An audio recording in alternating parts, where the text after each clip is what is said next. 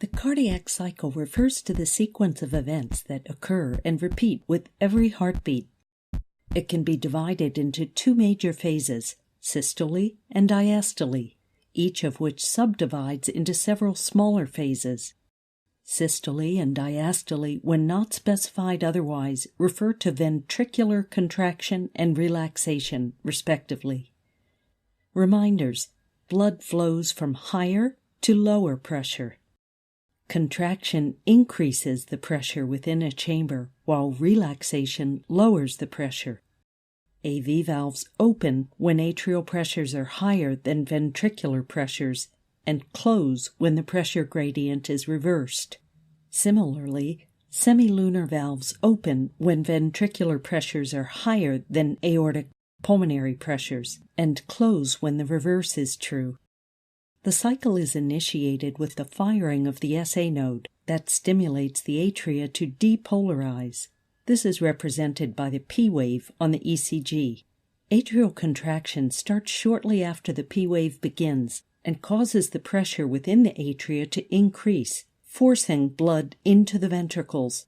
Atrial contraction, however, only accounts for a fraction of ventricular filling, because at this point the ventricles are already almost full due to passive blood flow down the ventricles through the open AV valves. As atrial contraction completes, atrial pressure begins to fall, reversing the pressure gradient across the AV valves, causing them to close. The closing of the AV valves produces the first heart sound, S1, and marks the beginning of systole. At this point, ventricular depolarization, represented by the QRS complex, is halfway through, and the ventricles start to contract, rapidly building up pressures inside the ventricles.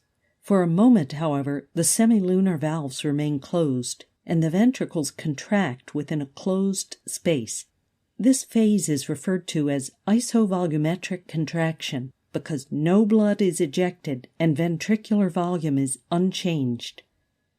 Ventricular ejection starts when ventricular pressures exceed the pressures within the aorta and pulmonary artery. The aortic and pulmonic valves open, and blood is ejected out of the ventricles. This is the rapid ejection phase. As ventricular repolarization, reflected by the T wave, begins, ventricular pressure starts to fall, and the force of ejection is reduced.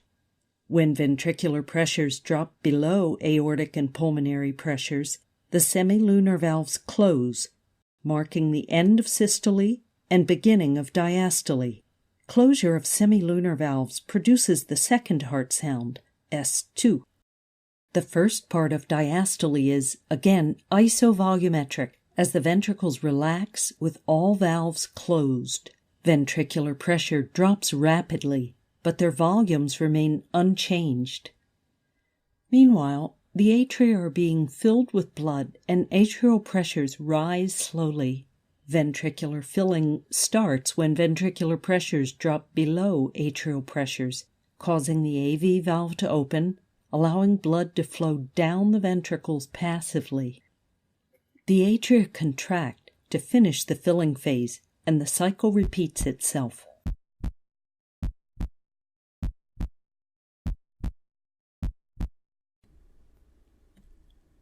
Thank you for watching. Please feel free to suggest a topic you want us to cover by leaving a comment below.